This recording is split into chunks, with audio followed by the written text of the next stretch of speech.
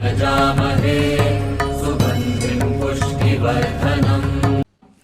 नमस्ते फ्रेंड, मैं एस्ट्रोलॉजर रेखा जैन अपने यूट्यूब चैनल एस्ट्रो रेखा पर आपका बहुत बहुत स्वागत अभिनंदन करती हूँ। फ्रेंड, आज इस वीडियो में हम बात करेंगे सिंह राशि के वार्षिक राशिफल वर्ष 2023 के बारे में। अब देखिए, ये जो साल 2023 है, ये सिंह राशि के जातकों को कैसा प्रभाव देगा। क्या ग्रह गोचरी स्थिति आपको आशीर्वाद देने वाली है, कहाँ किस क्षेत्र में आपको सफलता मिलेगी, कहाँ आप किस क्षेत्र में आप ऊंचाइयां छुएंगे, इसके अलावा कहाँ आपको सावधान रहने की आवश्यकता है, इसके बारे में हम इस वीडियो में विस्तार से बात करेंगे। वीडियो में साथ ही साथ मैं आपको उपाय भी बताती जाऊंगी, इसलिए आप मेरे साथ अंत तक बने रहें। सिंह राशि में वर्ष 2023 की ग्रह गोचरी स्थिति के बारे में हम बात कर लेते हैं। तो देखिए, यहाँ पे मैंने सिंह राशि की मॉर्निंग की एक पत्रिका बनाई है। उसके अनुसार आपके 3rd हाउस में केतु का गोचर रहेगा, आपके 5th हाउस में सूर्य बुध का, 6th हाउस में शनि और शुक्र का, आपके 8th हाउस में देवगुरु बृहस्पति, 9th हाउस में आपके राहु और चंद्रमा, आपके 10th हाउस में मंगल का गोचर वर्ष के आरंभ में रहेगा। अब देखिए, सिंह राशि के लिए ये परिवर्तन का वर्ष है। वो कैसे? क्योंकि इस वर्ष साल 2023 में जो 4 बड़े ग्रह हैं, जैसे शनि, राहु, केतु, गुरु, उनका गोचर चेंज हो रहा है। अब देखिए, शनि एक राशि में 2.5 वर्ष तक रहते हैं, राहु केतु 18 महीने तक, और देवगुरु बृहस्पति साल भर या 14 महीने, कुछ इस प्रकार उनका गोचर पूरा होता है। तो इसीलिए ये सिंह राशि के लिए एक परिवर्तन का वर्ष है। अब देखिए, छोटे गोचर भी होते हैं, जैसे सूर्य 1 महीने में अपनी राशि चेंज करता है, चंद्रमा 2.25 दिन में, मंगल, शुक्र, बुध ये जल्दी जल्दी अपनी राशि परिवर्तन करते हैं। तो इनके बारे में भी हम बात करेंगे जैसे जैसे ये अपनी राशि परिवर्तन करेंगे। इसलिए आप मेरे चैनल को सब्सक्राइब कर लीजिए और नोटिफिकेशन बेल को दबा दीजिए, जिससे कि आगे आने वाले वीडियो आपको समय पे मिल सके।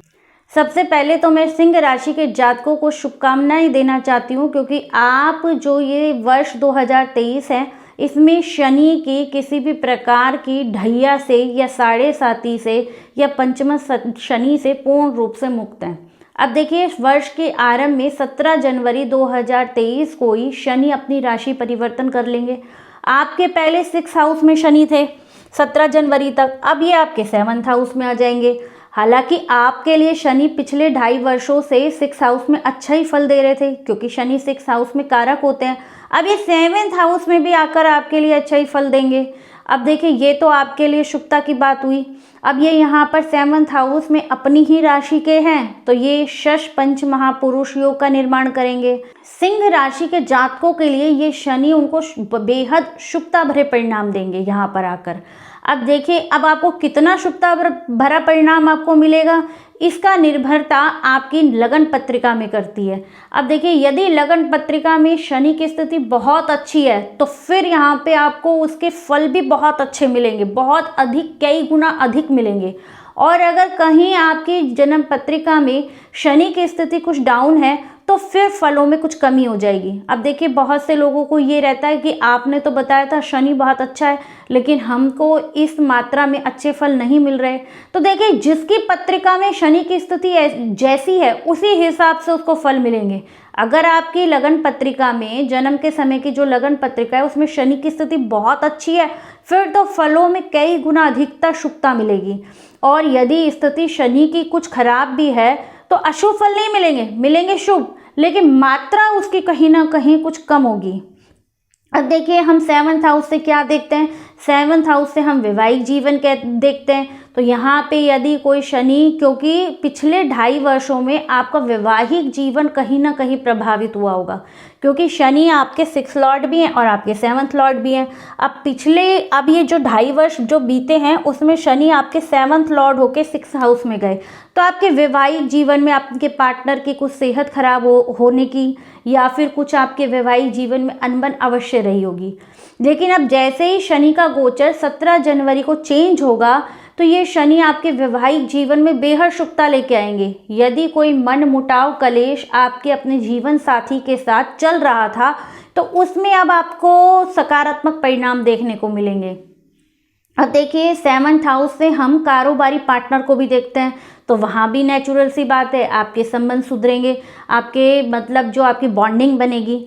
इसके अलावा हम 7th हाउस से हम नौकरी, कार्य, व्यवसाय को भी देखते हैं, क्योंकि ये 10वें घर से 10वां घर है, इसलिए हम नौकरी को देखते हैं। अब देखिए, जो जातक कोई नई नौकरी ढूंढ रहे थे तो उनको अब सफलता मिल जाएगी। कोई यदि आपके पास कोई नौकरी आपकी छूट गई थी या आप नौकरी में भी थे और आप जॉब चेंज करना चाहते थे, तो अब आपको नई नौकरी अपने मन मुताबिक आपको नौकरी में सफलता मिलेगी। अब देखिए, ये आपके कामकाज को भी बढ़ाएंगे यहाँ पे बैठ के शनि। इसके अलावा यदि जो युवक युवतियाँ विवाह योग्य थे, जिनके विवाह के प्रसंग नहीं बन रहे थे, उनके लिए यहाँ शनि आके विवाह का योग बनाएंगे। 7th हाउस से जब शनि अपनी 10वीं दृष्टि से 4th हाउस को देखेंगे तो क्या होगा, ये कुछ ना कुछ आपके परिवार में कलह का माहौल बनाएंगे। यदि कोई मकान या प्रॉपर्टी आप खरीदते हैं तो काफ़ी सावधानी से खरीदें, उसके कागज़ वगैरह ठीक से चेक कर लें, नहीं तो ये शनि की 10वीं दृष्टि के कारण आपके संग कुछ फसावट इत्यादि हो सकती है। अब देखिए कि क्या होगा कि अक्टूबर के बाद आप राहु की जो 9वीं दृष्टि है वो भी आपके 4th हाउस में पड़ेगी। राहु आपके यहाँ पे अष्टम हाउस में आ जाएंगे, तो वहाँ से उसकी 9वीं दृष्टि आपके 4th हाउस में पड़ेगी, तो बेहद सावधानी की आवश्यकता है। कुछ माता की सेहत आपकी प्रभावित हो सकती है। अब बात करते हैं हम शनि के उपाय की। अब देखिए, शनि सिंह राशि के लिए कोई कारक ग्रह नहीं है, इसलिए आप उपाय के तौर पे प्रतिदिन पीपल में जल दें। अब बात करते हैं हम फ्रेंड्स दूसरे परिवर्तन की। अब देखिए, 22 अप्रैल 2023 को गुरु अपनी राशि परिवर्तन करके अपने अष्टम हाउस से निकल के आपके 9th हाउस में आ जाएंगे। अब देखिए, देव गुरु बृहस्पति आपके लिए पंचमेश है, और पंचमेश का गोचर जब आपके 9th हाउस में होगा तो क्या होगा, पंचमेश का 9th हाउस में जाना अपने आप में ही एक सुंदर राजयोग है। एक त्रिकोण का स्वामी दूसरे त्रिकोण में। अब देखिए, 1st हाउस, पंचम हाउस और 9th हाउस में यहाँ पे एक त्रिकोण बनता है, इसलिए हम इसको त्रिकोण कहते हैं। अब एक त्रिकोण का स्वामी जब दूसरे त्रिकोण में गया और वैसे गुरु का 9th हाउस में गोचर, तो ये आपके लिए बेहद शुभ रहने वाला है। अब यदि जन्म पत्रिका में आपके गुरु की स्थिति बहुत अच्छी है, बहुत अच्छे भावों में बैठे हुए हैं, तो यकीन जानिए ये गुरु की शुभता भी आपको उतनी ही अधिक प्राप्त होगी। 9th हाउस में गुरु आके क्या करेंगे, पिता के साथ संबंध अच्छे करेंगे, आपकी विदेश यात्राओं के योग बन सकते हैं, और आप यदि कोई स्टूडेंट है वो बाहर पढ़ना जाना चाहते हैं उच्च विद्या के लिए, तो उसके लिए उनके मार्ग खुलेंगे। अब देखिए, पंचमेश का गोचर 9th हाउस में, तो पंचम भाव से हम क्या देखते हैं, पंचम हाउस से हम संतान का विचार करते हैं। यदि कोई जोड़ा संतान कंसीव करने की सोच रहा था तो उसमें सफलता मिलेगी, और यदि कोई, अगर आप कोई प्रेम प्रसंग में थे और आप विवाह करने की इच्छुक थे, तो वहाँ पे आपके विवाह के योग भी ये देवगुरु बृहस्पति बनाएंगे, क्योंकि एक प्रकार से इस वर्ष आपको गुरु और शनि दोनों का आशीर्वाद प्राप्त हो रहा है विवाह के संबंध में।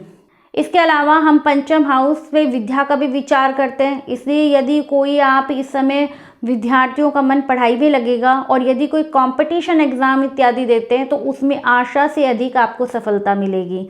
अब देखिए, यहाँ से जब गुरु यहाँ पर आके, जो कि शनि की तीसरी दृष्टि 1, 2, 3 जो आपको अशुभ प्रभाव दे रही थी 9th हाउस के संबंध में, उसमें आपको शुभता मिलेगी।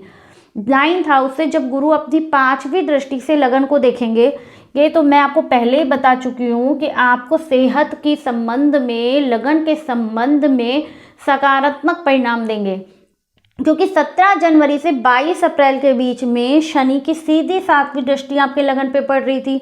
अब देव गुरु बृहस्पति यहाँ 22 अप्रैल के बाद दृष्टि देके आपको सेहत में कुछ अच्छा प्रभाव देंगे, आपकी सेहत सुधरेगी। इसके अलावा आपका समाज में एक धार्मिक व्यक्ति के रूप में आपका नेम फेम होगा, क्योंकि कहीं ना कहीं 9th हाउस में देवगुरु बृहस्पति का आना व्यक्ति को धर्म से भी जोड़ता है, आपकी आस्था धर्म की तरफ भी बढ़ेगी। इसके अलावा जब देवगुरु बृहस्पति अपनी 7th दृष्टि से आपके 3rd हाउस को देखेंगे तो क्या होगा, क्योंकि शनि लगन पे दृष्टि देके आपकी मेहनत बढ़ा रहे हैं, और देवगुरु बृहस्पति आपके 3rd हाउस पे दृष्टि देके आपके मेहनत का पूरा फल आपको दिलवाएंगे। इसके अलावा समाज में आपकी ख्याति बढ़ेगी, क्योंकि देखिए जब आप धार्मिक होंगे, धर्म के प्रति समाज के लिए कुछ ना कुछ वेलफेयर करेंगे, तो तो नॉर्मल सी बात है, आपका नेम फेम भी बढ़ेगा। इसके अलावा जब गुरु आपके यहाँ से नवी दृष्टि आपके पंचम हाउस से देंगे, तो देखिए मैं पहले ही बता चुकी हूँ, पंचम हाउस देवगुरु बृहस्पति स्वयं का घर है। अब गुरु की दृष्टि अपने घर पे जा रही है, तो पंचम हाउस से संबंधित जितने भी शुभ फल हैं, संतान हो गई, विद्या हो गई, इसके अलावा जैसे आपके प्रेम इत्यादि हो गया, उन सब में आपको सफलता मिलती हुई दिखाई दे रही है। लेकिन वही बात, गुरु की स्थिति आपकी जन्म पत्रिका में कैसी है? यदि गुरु की स्थिति आपकी जन्म पत्रिका में बहुत अच्छी है, तो फिर तो आपको इसके परिणाम कई गुना सकारात्मक मिलेंगे। यदि गुरु की स्थिति आपकी पत्रिका में कुछ ठीक भी नहीं है, तो आप विशेष परेशान ना हो, आपको फल तो ये गुरु शुभ ही देंगे, लेकिन थोड़ी मात्रा में कुछ कमी कर देंगे। अब यदि हम उपाय की बात करते हैं, तो गुरु आपके पंचमेश बनते हैं। ऐसे में यदि जन्म पत्रिका में आपके गुरु की स्थिति अच्छी है, तो आप फिर पुखराज रत्न धारण कर सकते हैं। अब बात करते हैं वर्ष 2023 के तीसरे परिवर्तन की। अक्टूबर के अंत में राहु और केतु अपना गोचर चेंज कर रहे हैं। अब देखिए, राहु आपके 9th हाउस से निकलकर आपके अष्टम हाउस में, और केतु आपके 3rd हाउस से निकलकर आपके 2nd हाउस में। अब देखिए, आपको सबको मालूम है, राहु और केतु हमेशा उल्टे वक्री चलते हैं और हमेशा एक दूसरे के आमने सामने रहते हैं। अब देखिए, अक्टूबर के अंत तक तो राहु जो है वो आपके 9th हाउस में ही रहेंगे। 9th हाउस में राहु अपना जो फल है वो सकारात्मक देते हैं।